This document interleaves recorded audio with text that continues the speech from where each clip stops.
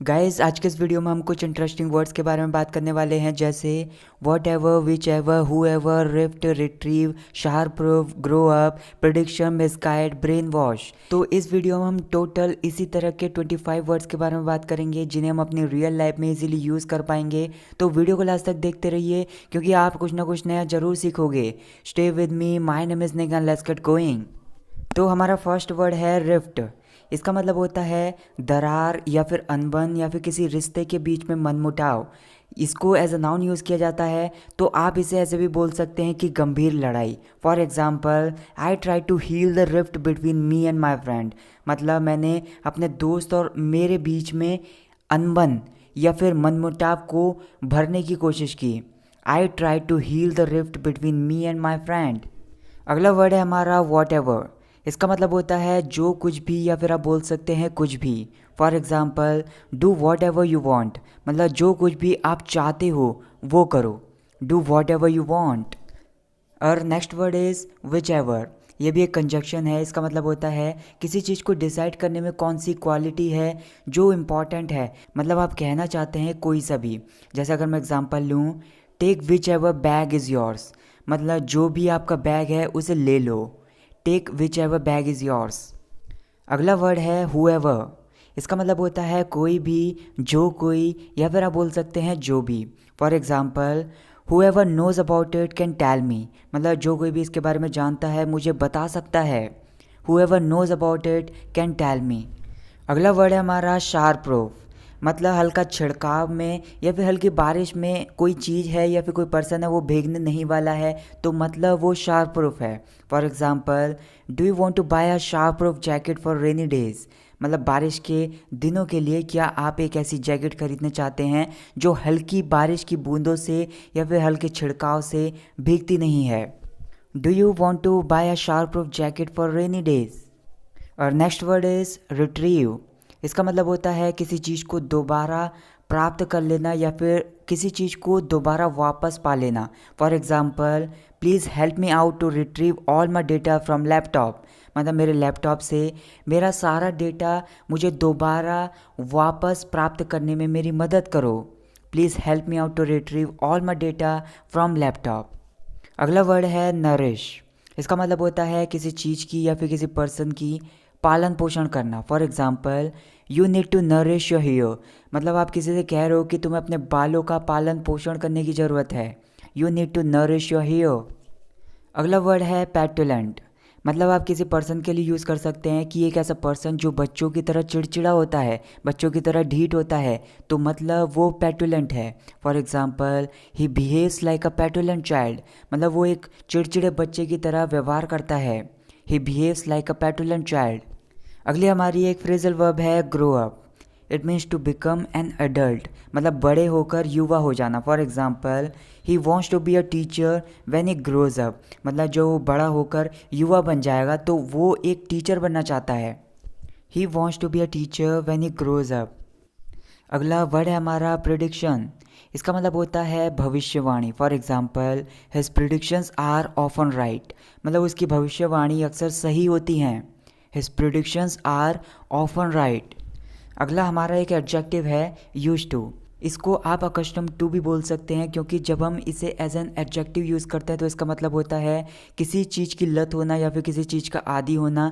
इसको as a verb भी use किया जाता है, लेकिन यहाँ पर एज एन एडजेक्टिव यूज़ किया जा रहा है। तो चलिए, जैसे अगर मैं एग्जांपल लूँ, I am use to getting up early in the morning. मतलब मैं सुबह जल्दी उठने का आदी हूँ या फिर मुझे सुबह जल्दी उठने की लत है।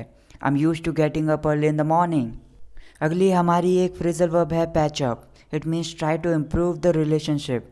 मतलब रिश्ते में सुधार लाना या फिर रिश्तों को सुधारना। For example, after having a tiff with his girlfriend he wants to patch up now.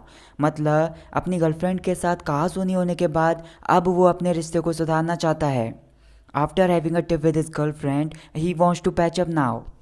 अगला वर्ड है ऑब्वियसली। It means clearly. मतलब साफ साफ या फिर स्पष्ट रूप से। For example, she is obviously very sensible and hard working. मतलब वो साफ साफ बहुत ज़्यादा समझदार है और मेहनती है। She is obviously very sensible and hard working. और next word is urgency.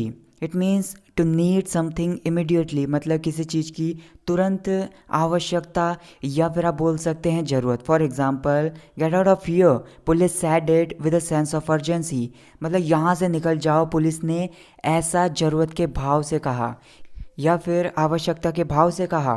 Get out of here, police sad it with a sense of urgency. अगली हमारी एक फ्रेज़ है पाइपिंग हॉट। इसको हम खाने पीने की चीज़ों के लिए यूज़ करते हैं, मतलब कुछ है जो खाने योग्य है या फिर पीने योग्य है, वो गर्मा गर्म है। For example, I love drinking piping hot T, मतलब मुझे गर्मा गर्म चाय पीना बहुत ज़्यादा पसंद है। I love drinking piping hot T. अगला वर्ड है हमारा गाइड। इसका मतलब होता है किसी का मार्गदर्शन करना या फिर किसी पर्सन को रास्ता दिखाना। For example, please flash the torch to guide me, it's too dark here, मतलब मुझे रास्ता दिखाने के लिए या फिर मेरा मार्गदर्शन करने के लिए कृपया टॉर्च जलाओ, यहाँ बहुत ज़्यादा अंधेरा है। Please flash the torch to guide me, it's too dark here. अगला वर्ड इसी का अपोजिट है मिसगाइड। इसका मतलब होता है रास्ते से भटकना या फिर गलत मार्गदर्शन करना या फिर गलत रास्ता दिखाना। For example, don't misguide him, मतलब उसे गलत सलाह मत दो या फिर उसे गलत रास्ता मत दिखाओ, या फिर आप बोल सकते हैं उसे रास्ते से मत भटकाओ। Don't misguide him.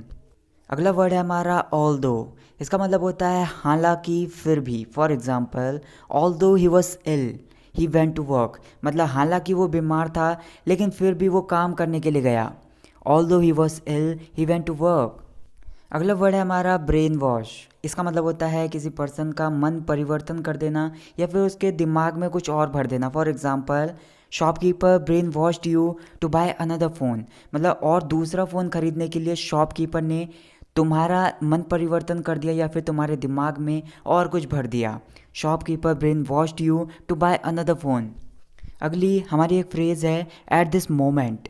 It means at present time, मतलब इस समय। For example, leave me alone at this moment, I don't want to talk to anybody, मतलब इस समय मुझे अकेला छोड़ दो, मैं किसी से बात नहीं करना चाहता। Leave me alone at this moment, I don't want to talk to anybody. अगला वर्ड है एडमायर। इसका मतलब होता है किसी पर्सन की प्रशंसा करना, किसी पर्सन की तारीफ़ करना या फिर किसी को प्रशंसा की दृष्टि से देखना। For example, I really admire your enthusiasm, मतलब मैं तुम्हारे जोश को या फिर तुम्हारे उत्साह को सच में प्रशंसा की दृष्टि से देखता हूँ या फिर इसकी तारीफ़ करता हूँ या फिर प्रशंसा करता हूँ। I really admire your enthusiasm. अगला वर्ड है प्रवोक। इसका मतलब होता है किसी पर्सन को भड़काना, किसी पर्सन को उत्तेजित करना या फिर किसी चीज़ के लिए किसी पर्सन को उकसाना। For example, who provoked you against me, मतलब मेरे खिलाफ तुम्हें किसने भड़काया या फिर किसने उकसाया। Who provoked you against me. अगला वर्ड है हमारा स्लैश।